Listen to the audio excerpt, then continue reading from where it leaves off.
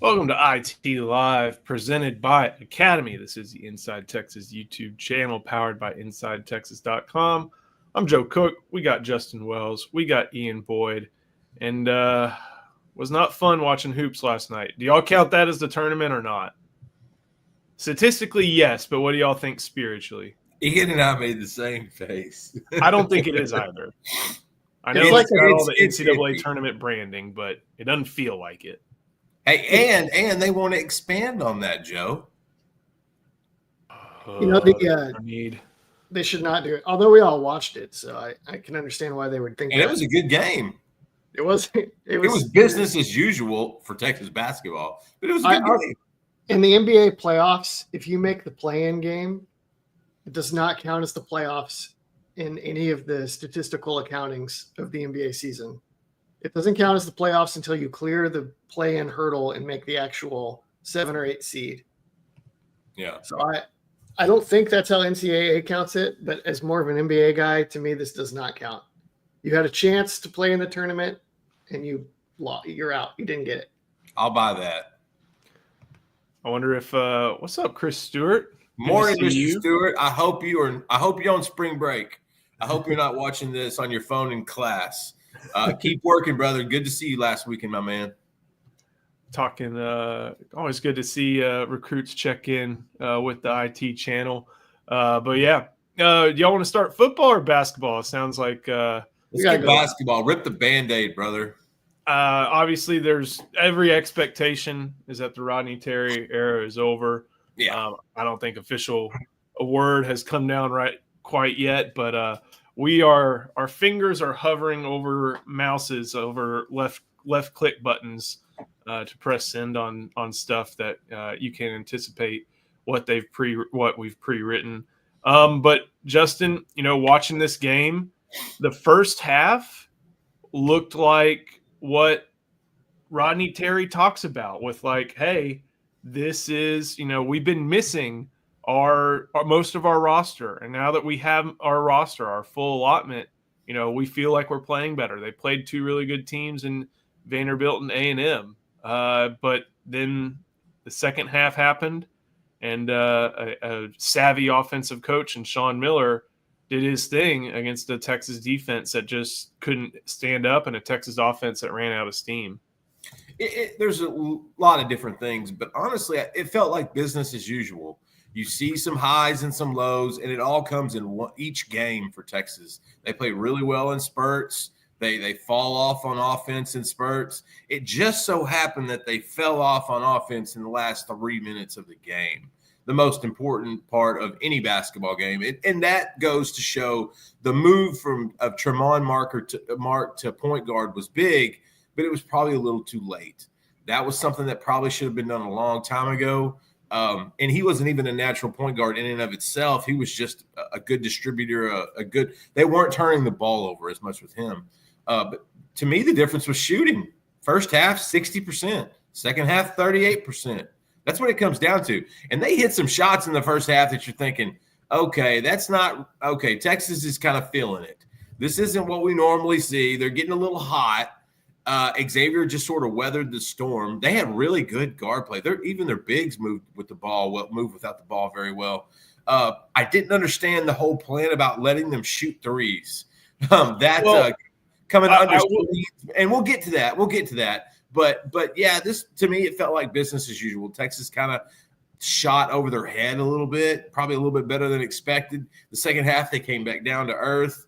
And it was even close to the end, but man, it felt like 24-25 Texas basketball. It felt like 2010 to 2025 Texas basketball. No plan late in the game, no trust in the offensive sets, just guys trying to be like, I got to make this happen and jacking up nonsense. When John Hewley hit that 3, and that's the one that gave Xavier the first lead since like early in the first half, I'm like, why aren't you closing out on that guy? And then I go and look. That was his 10th 3-pointer made all year. Yeah, he didn't look like it just so happened that was the one that gave him the lead. But like the thing was, once Marcus Foster, and not the one from Wichita Falls who went to Creighton, different Marcus Foster. But once you kind of saw that he got going, you have to make an adjustment. He was, 2 for 3 in the first half. Then he goes 6 for 6 in the second half. Once you get to 4 for 4, you got to start doing some things different. And that's not what happened. I don't think they attacked Zach Freemantle enough. I don't think that they, made use of the foul trouble enough. And then, as they do all year, they went to ISO ball. That's the way this team was designed. And it looks ugly when it doesn't work. It didn't work a lot. So it looks ugly when it does work, Joe. Unless you're Trey Johnson. It looks like it is painful watching anyone else not named Trey Johnson try to go isolation with that basketball. Utterly painful. Tremont Mark needs some of that stickum on the bottom of his shoe. I swear to God, he slides his pivot foot every time he stops his dribble. Got this one. Surely the next coach is going to demand a bigger budget. They've already got a big budget. Here's the thing. I think they're middle of the pack in the SEC. I think they learned that this year. You don't have a small budget if you get Trey Johnson. Trey Johnson costs more than most of the players combined. But there are players in this tournament that Texas got outbid for. Straight up. At positions of need. Yeah. Got outbid for them. And that you can say Texas has a lot of money. Obviously it does. They're expected to just drop $5.4 million in a very coach-friendly contract. A very school-friendly contract, and go and find another coach. But it's kind of I'm of the opinion that they're going to care about basketball when they start caring about basketball, because they've talked about wanting to be a top 5 program. They've talked about, and Ian, I'm going to start agreeing with you. It's like they've talked about wanting to be a top 10 program, talked about wanting to be a top 5 program, want to contend for national championships. And that's evident in football. It's evident in baseball. It's evident in all the other sports that we see, women's basketball. But it takes a different level of effort for men's basketball. And instead, as you've been kind of pounding, that effort goes to let's get these star players and try to make something else out of it. Yeah, I don't think there's any institutional know-how at Texas on how to run a basketball program effectively. Like, they absolutely have to have the top head coach who comes in and just builds the whole thing and directs everyone and establishes a culture, which is what it looked like Chris Beard was doing until he. That's exactly what Chris Beard was doing. Until he choked and blew it. But without that, I mean, Rodney Terry obviously did not have the energy and the vision and the charisma to build something up from scratch and direct it all. Every time I watched their games, it felt like there was more thought. I don't want to be mean, but it looked like there was more thought put into his frames that he was going to wear that day than there was in how that roster was supposed to fit together. Ian, he was taking the easiest guys he could get. There was no hardcore recruiting. He was taking guys that he knew wouldn't be difficult or to fight for. You're the UTEP kids. That's not going to cut it in Austin. It was tough. Yeah. It was tough. No mental toughness on the team. No. They never have, except for like the 1-2 years with Beard.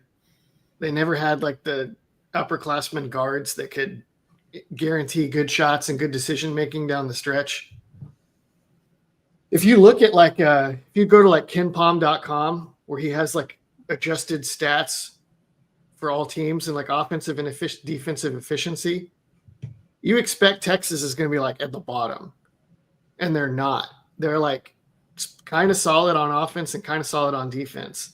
And you watch them during the game and you're like, yeah, this is a pretty good team, but there's just no plan or cohesion or like anything down the stretch. And so they're just amazing at blowing games when it really matters. I don't even remember what started this rant, but they're very repetitive. They've been very repetitive with Rodney, with what they do on offense. It's a lot of pick and roll, and when you have Max Asmus and Dylan Dessou to pick and roll off each other, it makes sense. When you have a good role player ROLL player in Caden Shedrick and, guys like Trey Johnson make sense to run a lot of pick and roll, a lot of horns at the top, but they didn't run it with purpose. Like if you're running screens, you want that, get on the elbow, that's what you have to do. And you didn't see that type of purpose from Texas and how it ran its offense very often. On defense, they could get lost. They would let bad offense turn into bad defense. But it is one of those things where, the vision and the established culture, like you mentioned, Ian, wasn't there. And that kind of leads into, I think there's a middle ground between what you're saying and still going and getting Trey Johnsons when they're 3 hours away, because some of these really good teams, the COVID senior phase, they're all going to phase out. And I think people are mentioning, I saw someone mention let's see, what they want Texas to be. Kansas, Duke, Kentucky, North Carolina-ish, they operate differently. They just do, because those schools care about basketball first and foremost. The thing Beard got was that you can't do a new roster every year. And that's what Rodney has been trying to do for these past couple of years. Beard understood, in my opinion, that you set up on 2-year cycles. Remember that first year? They made the tournament. They've hit a lot of benchmarks. They did a lot of great things, and then that core stuck together. Tyrese Hunter was still there. Timmy Allen, Brock. You said it, core. They had a core of guys that actually played together. That came back, and then they added Jabari Rice, portal guy. They added Dylan Mitchell. Jabari Rice. They added Dylan Mitchell, who I think they thought would be a one and done, and his skill set just didn't translate to that. Right. They added these guys to add to that core that knew what it was doing. So I think, you set up on these 2-year runs and, 3-year runs too, if you can. I feel like that's the way, instead of doing these yearly resets, because the yearly resets means you have to do everything over and over and over. And if you don't have a vision, like it doesn't seem like Texas had a, very established vision, like they had to reset a lot of different things, and that happens over and over. You get stuff like that where it just kind of gets disjointed. They look to the best players to try to carry them, and when they can't, they can't. Here's the compromise between our positions, Joe. If you look at Kansas, Duke, the teams that win consistently, like Kentucky's a flashy name, but they haven't actually won that much in a while. The through line is upperclassmen guards. That's what Bama has. That's what Tennessee has. The one and dones without upperclassmen guards to set the table and guarantee things work properly, they're just not. They don't lead to winning. What was that stat you had before the show, Justin? You told me. I don't know. It was that Texas has had 5, six first-round NBA draft picks since 2015, counting Dre Johnson. And how many NCAA tournament wins with those guys? 0.0%. I can name them all too. You got Trey Johnson, Greg Brown, Bamba, Jackson Hayes. Who am I missing? Jared Allen. Jared Allen is an all-star in the NBA. Allen and Hayes didn't even play in the tournament. Kai Allen. Was Kai Allen one? Jared. No, Kai he was Jones. Two. He's thinking Kai Jones. Those guys, because the NBA game is very different than college, and what NBA, like the thing that the NBA wants is not the really smart 6'1" combo guard that runs good sets against college defense. It's two different sports, but you have to have those like essential 4th year, smaller, undersized, smart combo guards or true point guards, God willing, on your college basketball team. And in the NBA, they don't even hardly want that. They want the big 2-way wings that can attack the basket in space and then kick the ball out. It's just a different game.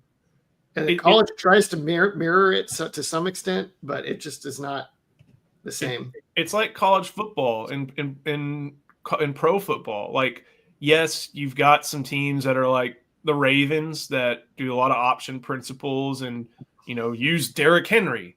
And you've got teams like the 49ers that are like, let's use Christian McCaffrey. But it all kind of looks the same. There's not a ton that's being innovated. Meanwhile, in college, you got the option. You got the veer and shoot. You got teams doing the plain air raid. You got the Sark offense. And you have that in college basketball as well. And when you try to mirror it for, the pros, and that's a recruiting pitch, you have to do it right. And you can't always do it right. Ryan Nelson, you do bring up a good point. We're not saying it's all money. Like, I think what we've just been talking about for the past 15 minutes or so kind of illustrates. Money doesn't solve it. I would contend that more games were lost in June, July, August than maybe some of the other months just because of the roster construction. But that doesn't mean they didn't lose games in February and March at all. And then, money is what mediocre. We shouldn't be. Here's another thing. You have to hustle at Texas for basketball. Vic Schaefer does it. Vic Schaefer he literally has to put his own money up. Yes. Fill the Moody Center. Rodney Terry had a perfect example of how to try to kind of like a program of how to do that. Vic Schaefer could have been sitting in his office for 20 minutes a day picking up stuff. Vic Schaefer knows exactly and his NIL budget isn't close to Rodney Terry's. So that is the best example you have made so far. Rodney Terry didn't hustle enough. Rodney Terry didn't coach enough when it was 3 minutes left in the game, and he's letting the guards kind of do their own thing. A man with culture, the last 3 minutes of the game goes DJ Augustine style. You close it out. You make good decisions. Terry did not do that, and that's a great point. Vic Schaefer has been showing him a blueprint of how you can accomplish this at Texas. And Rodney Terry, the nicest guy in the world, is just, we'll get by. We'll get it. We'll be okay. Well, you weren't. And I don't put too much emphasis on what True TV or CBS shows you from the huddle. Like, oh, what are they talking about in the huddle? Of course, all he's saying is like, we got to try harder. Well, it's not going to be like, they're going to be like, all right, guys, when Fremantle's rolling on the lane, we got to make sure that we hedge hard. They're not going to do that because somebody can run from the locker room and just say, hey, this is what they're talking about in the huddle. That's why they talk in the platitudes on those inside the huddle things. But I think, it's just one of those things where you got to have a true vision. And the team with the vision won last night. And the team with the vision won more often against Texas when talent was equal. We'll keep going. Team that moved without the basketball better won last night. Yes. That's a master class, Sean Miller. Those guards move without the ball. Just the team in general, man. And once Texas kept just switching, going under, boom. You're giving up threes to a team that you know what they're good at? Shooting threes. We'll keep going on that, but first got to show some love to our sponsor. That is Academy Sports and Outdoors. Days like this, the anticipation's half the fun. The call to adventure. Possibilities in every direction. Look at that. The stories you'll bring back, even the true ones. And already, you can't wait until next time. From first catch to biggest catch of the season, this is where it starts. Academy Sports and Outdoors. Have fun out there. And like I said, I'm going to push back on this. These guys, they don't just coast. Rodney Terry don't want to get fired. These guys have pride. Yeah. Oh, they have a Skip Bayless take. Excuse me. Got me worked up. Yeah, okay. They didn't want it enough. They didn't want it enough. That's kind of a Skip Bayless type. I love Ryan Nelson. I think he brings. I do too. But I'm not insulting him with that. I'm just telling you that sounds like what Skip Bayless used to say. Well, they didn't want it enough. Rodney Terry wanted this more than anything. Yeah, he was just couldn't execute it. He was spot on about how it's not all money and how you don't lose to South Carolina. I agree. But at the same time, yes, do these guys get paid a good amount of money to go away? Sure. Would I love to have that happen? You know, if my failures were rewarded with $5 million? Absolutely. We're talking about him failing at the biggest job of his life. Like, that's not something people want. You know, it's not a good thing. So to say he was just happy to be head coach, dude, I got to disagree. But I do have to agree that, you know, he has been outclassed by most of the coaches that he goes up against in this conference. And that can't happen if you're paying pretty good dollar at Texas. It's not so much like it's not as simple as who wants it the most. It's who has that skill for organization and that drive, that type A energy. Like I'm not a type A person. I can want something really bad and I'm still never going to be as like organized and driven as a Nick Saban type, you know, or like it's just not going to happen. And so I feel for Terry in that regard. He's just not a good fit to be the head coach at a school that needs someone to build a lot around them. It's not like Texas. It's not like football where there's an infrastructure. I mean, the head coach of Texas football needs to be pretty organized and driven too. But there's a lot of, you can have like an army of analysts. You can have a lot of support. It's just not the same. Texas fans don't like the one and dones. Here's the only problem with that. They're really good at basketball. Sometimes. And if you're coaching basketball and you're recruiting basketball, you want the ones that are better than others. So it's a tough argument to dive into that. And there's been plenty of examples of guys that came in as a potential one and done, and they weren't. They needed development, which a lot of those guys do anyway. A lot of them rush off after that first year. Trey Johnson's going to be one of the only ones where it's justified. Like, buddy, you're done as in amateur status. You're done. It's time to go pro. It's just hard not to recruit the one and dones. Coach K said the same thing. It's those are your most talented guys in the recruiting class. One of the other things I'm reminded of how Chris Beard hustled. He did a video on top of the Irwin Center. Chris Beard galvanized the basketball program unlike probably anybody we've seen since Rick Barnes. And the plan A was him 10, 15 years. That was going to be the guy. He was at his dream job. He was constantly pushing. Rodney's so nice. Rodney's a nice guy. Beard would push for those NIL dollars. Rodney probably doesn't go to the plate, to the passing plate as hardcore as Beard would have. And Beard is probably still head coach if problems within his own personal life don't become problems of the University of Texas, especially when you're the third highest paid public employee in the state. You got a mugshot. Just can't get past that. Yeah. And hey, Ole Miss got past it. That's true. So, well, the thing is, now we go through all 65 games in our brackets, individual. No, I'm joking. Yeah. I didn't fill out a bracket, fellas. I'll be completely honest. I know nobody cares, but national champions, who you got? Houston. I picked Florida. I don't know. They seem like Florida's the hottest team from the SEC coming in. I just think Auburn's the best team in the SEC. I picked Duke over Florida. Yeah, I had Florida over Duke. Did you know John Shire is like blind in one eye? Nope. That's how he lost his NBA career. He was in a summer league battling, and Joe Ingles, the lefty, I guess the janitor. Yeah, I guess he played for Utah for a minute. He was a six man. He might still be there, or might be in Minnesota now. Joe Ingles. He jabbed him with during a game in the eye.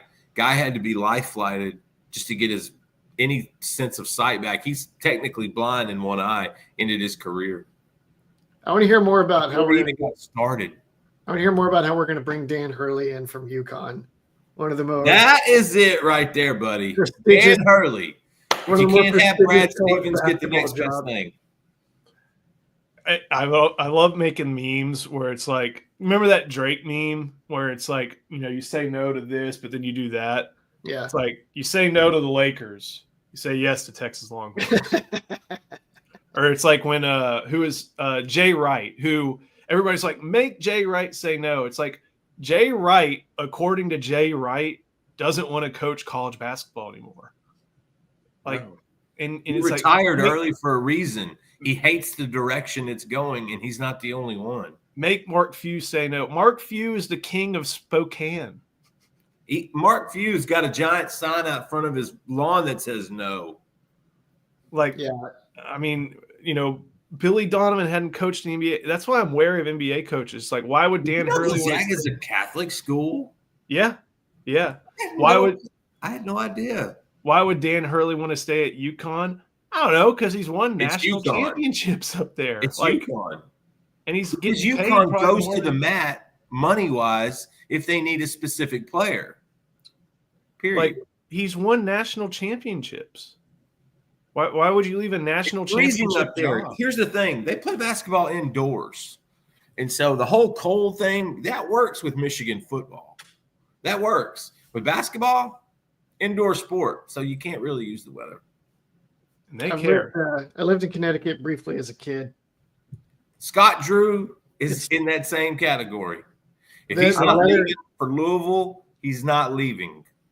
The And weather, especially when they gave him more money and finally gave him a private jet to do some flying around recruiting. You want to move on to DeAndre Moore? DeAndre Moore. wait, who do y'all want to hire to replace Rodney Terry? It seems like, y'all correct me if I'm wrong, it seems like they're not going to officially fire Terry until they find the replacement. 100%. But Didn't that they, they are 100% going to do that as soon as they find a suitable. The suitable guy is probably playing for the next couple weeks, Yep. which If might, I think, slow things down in the coaching transition department. If I had my dream and somebody else's checkbook, I'd get Mick Cronin from UCLA. Mm. But it's going He's to kind cost of a lot. like a Beard style, isn't he? He's an angry little Irish Catholic guy. Angry, tough. You hustle. You don't Still take wears a bad suit. shots. Still wears a suit on the sidelines. Yeah. What about you, Justin? I mean, Brad Stevens has always been the dream. And I just can't let that go, even though obviously he's what the president or vice president of the Boston Celtics, and he's exactly where he needs to be. The guy's a 170 IQ. He's off the freaking charts. I don't even know, man. I don't even know because I don't know who's realistic. I'm going to pass on that one. I'm going to say to be determined because I feel like we're going to be talking about this for a little bit longer. Let me get someone that I can get a crush on. Then I'll go with it. There's a lot of different G5 guys that people are excited about, maybe like the Drake guy or the Creighton guy. But after last night, I would settle for Sean Miller. I feel like Sean Miller is Rick Barnes 2.0 for Texas. Like, is he one of the top different side of the ball? Yeah. One of the top coaches in the country? Maybe not, but he's going to have good direction and vision, and Texas will be relevant. Like, I just want to watch Texas be decent in the tournament most years. Same. That's all I want. We're not going to get Dan That's Hurley. what Rick Barnes was. We're not going to be a national championship basketball program, except for maybe one flash in the pan season out of 50 or something. When you get a TJ Ford. I just want to watch something that's like doesn't feel like stabbing my eyeballs with a fork. That's great. If we could just get that, that'd be fine. I love this question. Like, if they've been to the Elite Eight or Final Four, they're already at a better basketball school than Texas. But here's the thing. I'm not going to rule anything out because I know Texas can start paying top dollar. They're going to. I think whoever they pick is going to be healthily reimbursed. But, like, if the thing is, Chris Del Conte will have to elevate the program. If he really wants it to be a top 5 national title contender, like he says he wants every sport to be, that's not just one step up on the ladder. That's like 3 or 4 climbs up the rung, because that's not what Texas has been, say, for one season, and the head coach had to hustle harder than anybody else in the program did. So I'll give you a name. I think Grant McCaslin, if we're looking for somebody that's kind of an up-and-comer, I think Grant McCaslin's the guy. He's done really well at every stop. He comes from the Scott Drew coaching tree at Baylor. A lot of those guys go on to massive success. He's been kind of in that as well. He's been climbing. I wouldn't mind taking Grant McCaslin. Young, understands the NIL landscape, really does hustle in the AAU area. I like Grant. That's a fly on the wall. I honestly, I think he needs a few more good years at Tech before Texas can drive to Plainview McDonald's and take him to. I'm about to say, over the double Eagle Bros, dead bodies. Yeah, that ain't happening again. I don't think that's going to happen. I think you're right. All right, DeAndre Moore time. Yeah, sure. So, Ian, the first thing you lead off with in this article is that DeAndre Moore had 2 different seasons for the Longhorns, and I'm wondering if you can explain a little bit what you mean by that. Yeah, in the 3 games in which Arch Manning was the quarterback, especially Mississippi State, honestly, DeAndre Moore was like this dynamic vertical weapon. He had a huge role in the offense, and he was torching people and doing his little pimp walk in the end zone after feigning injury and making Justin Wells have a heart attack. And in the rest of the season, he was probably the least emphasized skill player in the Texas roster of the starters. Because when Quinn Ewers was at the helm, it was Gunnar Helm over the middle. It was outside to Bond or Golden. It was the run game. And a lot of times it was the run game from 12 personnel with Juan Davis on the field and DeAndre Moore on the bench. When Arch Manning was in there, the RPO to the slot was a bigger deal. And then the vertical shot game down the middle was a bigger deal. And you don't take vertical shots to Gunnar Helm. You want DeAndre Moore there. So including that one to Moore in late first half against Mississippi State. Yeah. That was a dime. I don't even remember. He had 2. I don't even remember exactly which one. You're talking about the pimp walk one. Yeah. Where he got popped right before he let it go, and Arch did. Dropped right. And plus, in the moment, the game was relatively close, and I think it was right before the end of the first half, and so it gave some of the momentum going into the half, if I remember correctly. Yeah. Yep. This is just what I wanted to see before bailing on the heat to get inside at halftime, because that was a hot day. Oh, that's right. You were there. That's right. Yeah, I was in the – yeah. You were getting pampered. Yeah. Ian, one of the other things is that you mentioned, with Arch, a little bit more vertical in how he was utilized, but also with both Arch and Quinn, there was, he was utilized in the RPO game. That's going to be probably a big part of the Sark offense. And I know exactly which one this is. This is one of the plays of the year, just by scheme wise. I know which one this is too. So. This is the one that Oklahoma tried to run against Tennessee.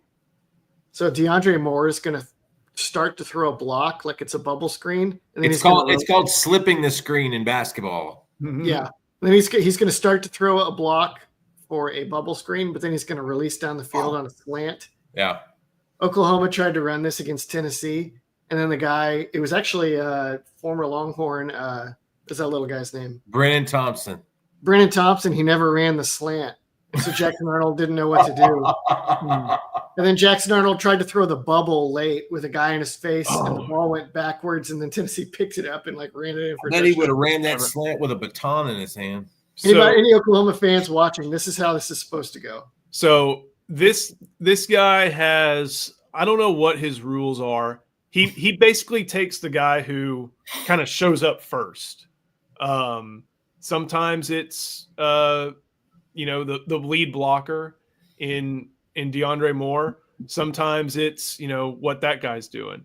The way this play works, and you'll see once we press play, is this guy gets fooled too by the feint block.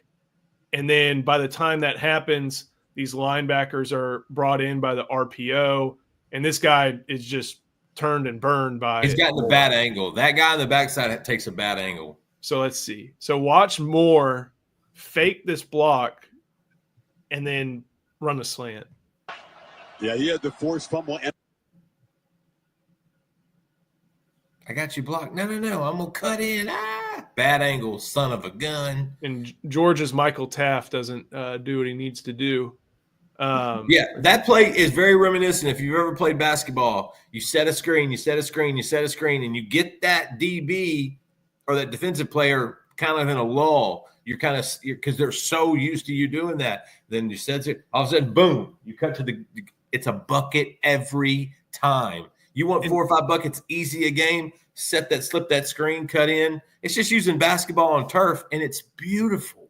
So, Ian, one of the other things is that during the season, opposing defenses would check on motion, correct? Yeah.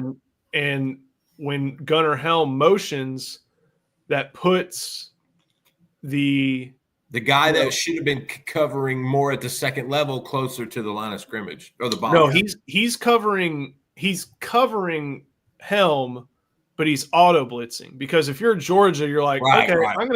I'm gonna trust my corner. I'm gonna trust these guys on an island. Yeah. He's 1-on-1, and then we got an over the top safety. And I hate that this view replies thing is in here. Maybe I can get rid of it. Okay, that might be a little bit better. So that motion causes Georgia to check.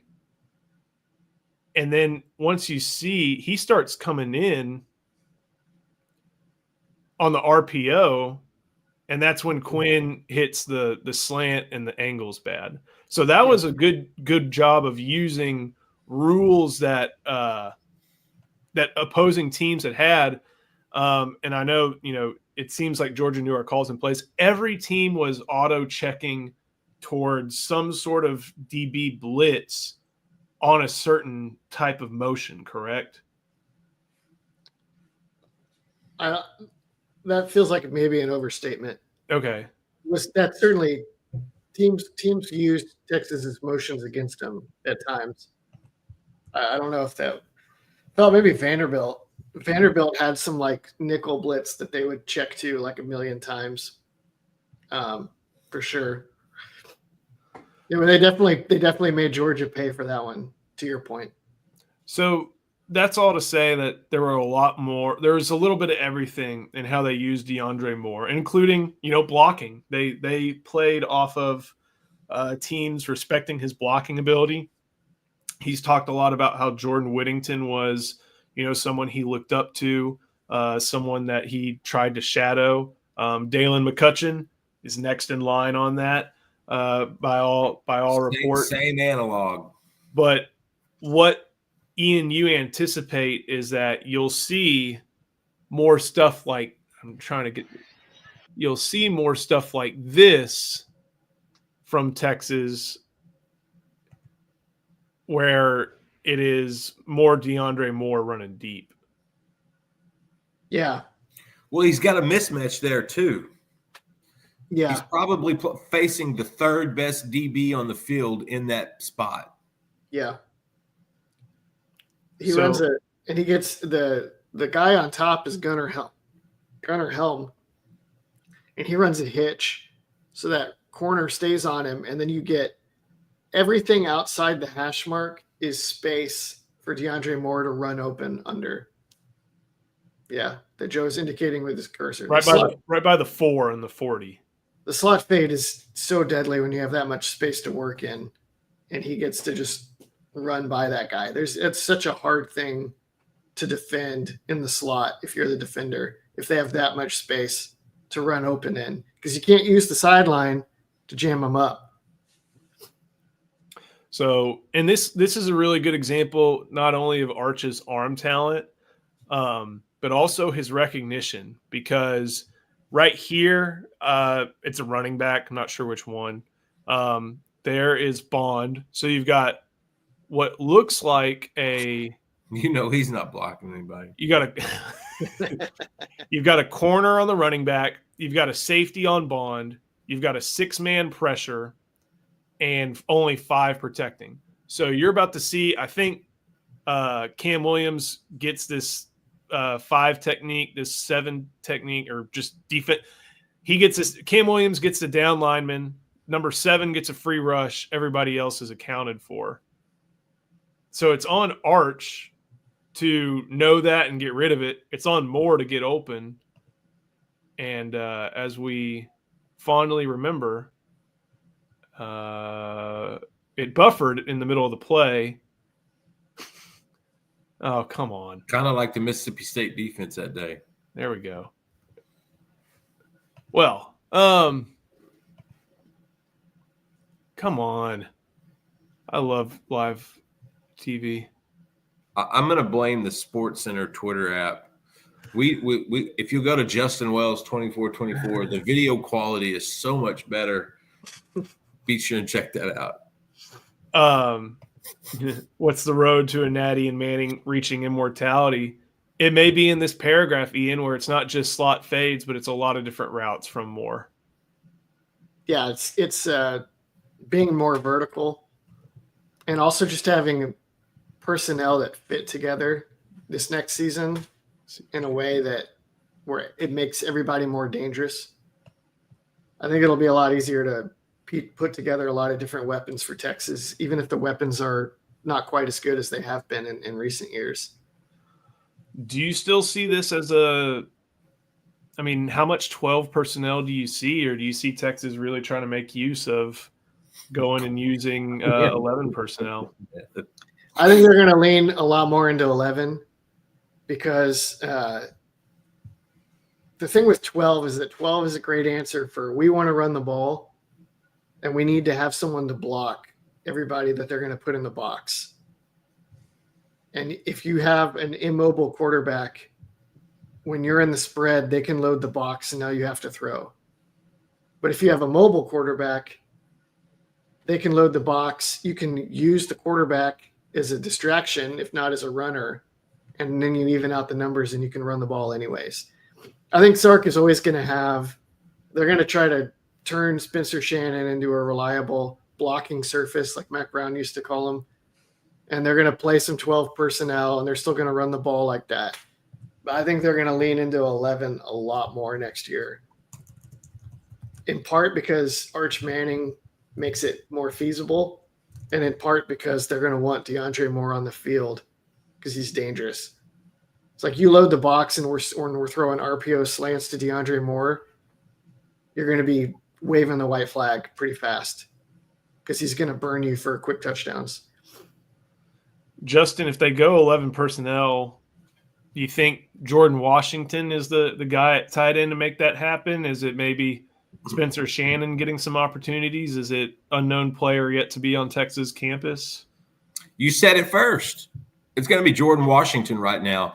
Any doubts that we had about him, transitioning into that more emphasized role that Jatavian Sanders and Gunnar Helm had, 7-on-7, he's eliminating a lot of those question marks. This kid apparently catches everything. Now, look, his athleticism is a little bit different than you'd say the other two. And I know Jatavian was the number 1 athlete in the country, but he didn't necessarily – Jordan Washington's a different athlete.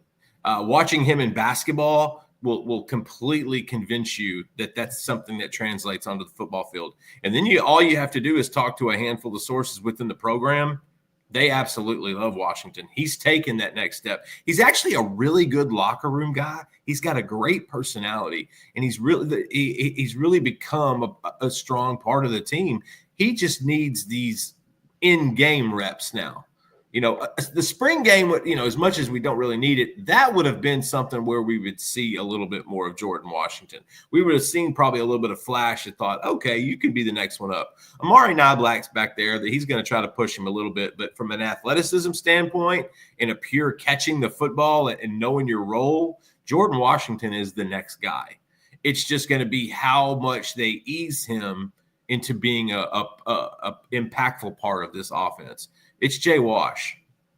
One of the other things is I think Jordan Washington had to play a lot of receiver for Langham Creek because Langham Creek's not historically that good at football, if I remember correctly. So he's got the receiver skills. Blocking was a little bit of something that had to take some time. But if they could get him up to speed on blocking, that'll bode extremely well. Like you said, Ian, there's still RPOs, and while this play features Silas Bolden, it's a little bit of what to still kind of expect, especially when Arch – is this an Arch play? Yeah. When he's able to is this – let's see. So they're run – are they draw blocking? I think it's a zone-man combo. Okay. Where they zone block to one side and man block to the other. I call it spread zone. I don't know what they call it or what other people call it.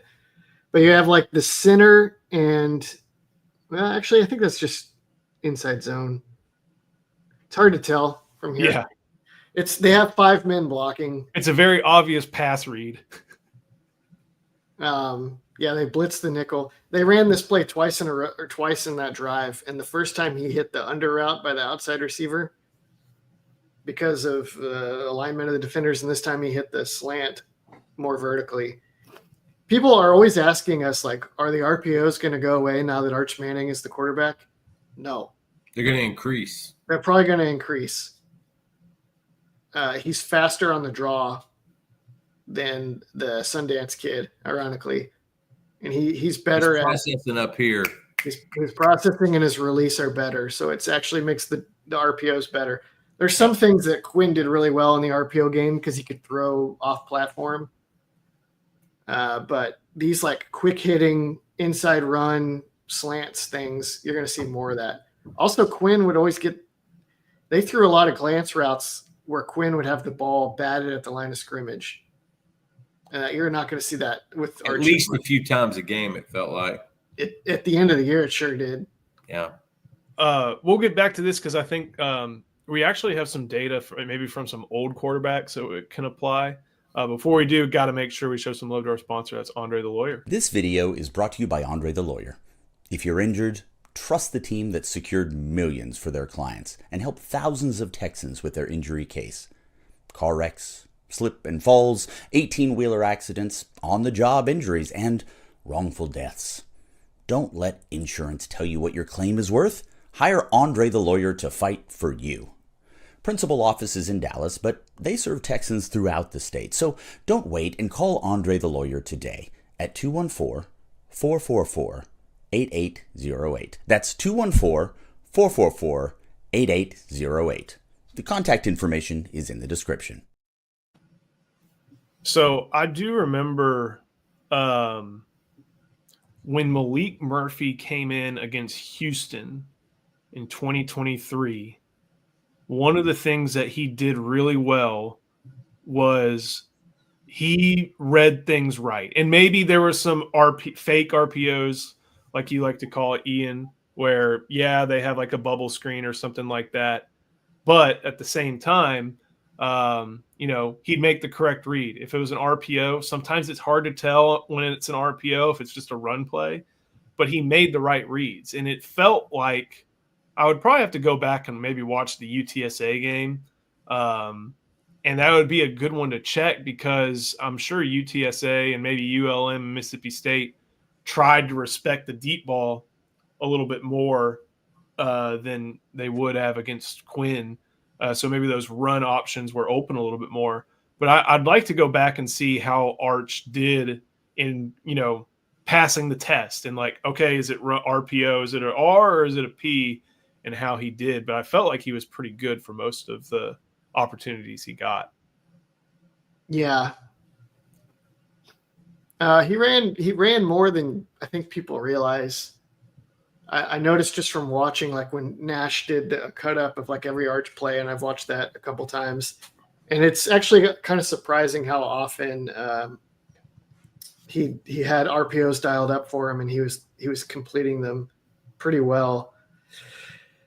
Whether or not, I think they all looked pretty real. They didn't look predetermined to me, but at some point this offseason, I guarantee I'll go into the content mines and dig up the specific numbers for everybody to read as we try to get through this long offseason.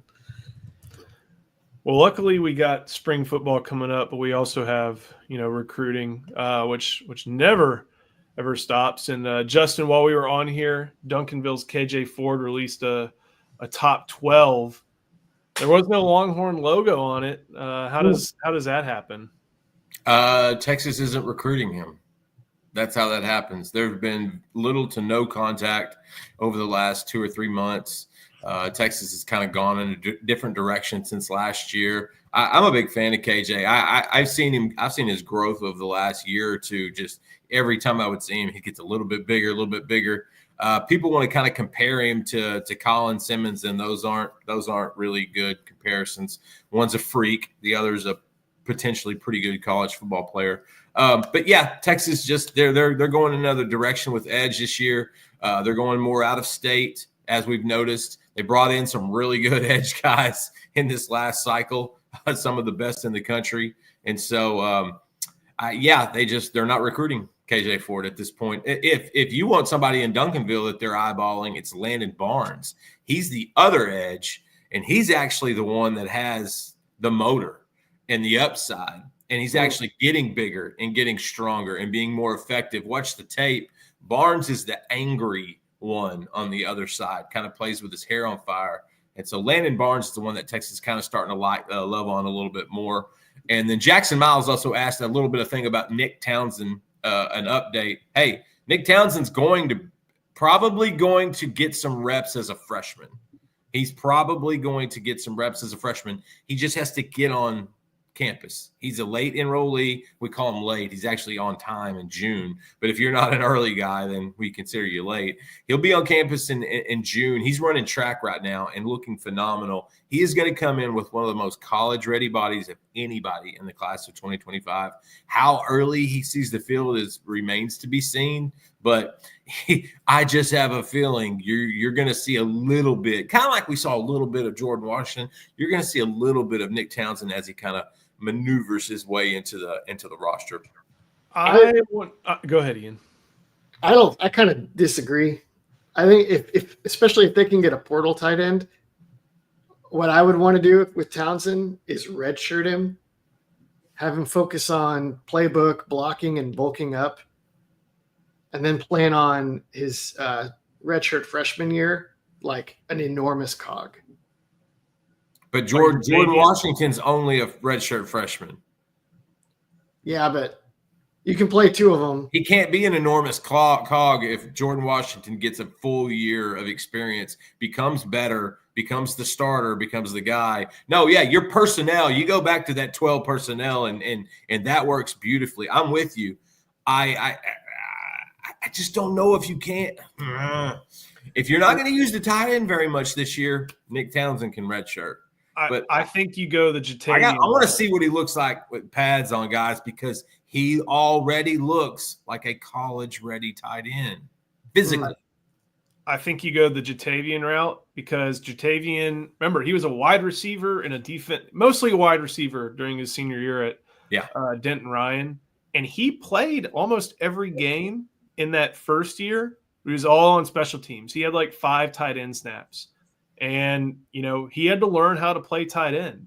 But he was still effective on special teams. I think he was on punt, coverage, and kick and field goal. Townsend's knowledge of tight end will be so much more than Jatavian's when he showed up. For sure. I just think there may be guys ahead of him to where they use him on special teams like they do a lot of talented guys, especially someone who's running like – What? Right. He's running sub 10.7s, right? I know. Yeah. You may be right, Joe. it seems like some programs love to use that redshirt year to get a little bit of development, you know?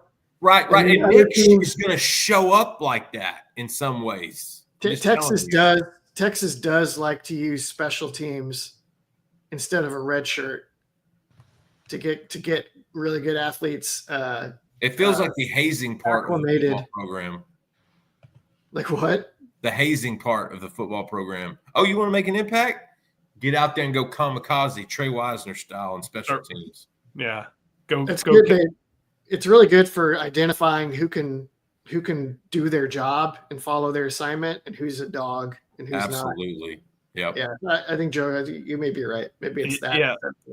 It also, I mean, I think I'm saying the same thing. And he can do that. He was an amazing edge on defense. Townsend can do that. You identify who likes football or loves football too. Because I remember watching, granted, I know they transferred out and were replaced with guys who probably played a lot better than them. But you could watch just by how Keaton Crawford and Jaron Thompson took their special teams reps that they really love football. Mo Blackwell, Keelan Robinson, Josh Thompson, like, and it's funny. Josh Thompson had like the vanity position on special teams by like downing punts. But you can really tell who loves the game they play, even if no matter what their reps look like on the field. And if you can get guys like Townsend to show that, I think that's a very positive thing. I think we skipped this. How much does Spencer Shannon play this year? More than Will Randall. I think maybe a lot. In the 12 personnel, he may be the guy. A lot. He looks better after. It took him a couple years of strength conditioning, but Spencer's a big kid. Like you notice that when you're watching the tight ends go through drills, and Spencer is just long. I'm trying to see how much what they listed him at. It's like he's filled out a little bit, Joe, and that's saying something because he came in so skinny he could hula hoop through a Cheerio. Like he was thin, and a lot of that was because he played baseball most of his life. Didn't really fall in love with football till his freshman sophomore year in high school. This kid used to throw low 90s on the bump, guys. It says 6'7", 255, which I would believe. And I don't think you want him to get too much bigger than that. I do. This might be the year you see what you have in him. So turn him into a blocker? Yeah. He better block. No, but like a blocker. Yeah, like not an Isaiah Bond, a blocker. I get it. I'm good up to 270. If it's good, if he doesn't lose his agility and its functional mass, I'll buy that. Justin, there's not a lot of risk there. He's not Darnell Washington. Nobody is. Yeah, Ian's right. Maybe he's fullback. That's a tall fullback. Can you imagine that Joker bending? No, you've got Amari Winston to be fullback. No, you don't.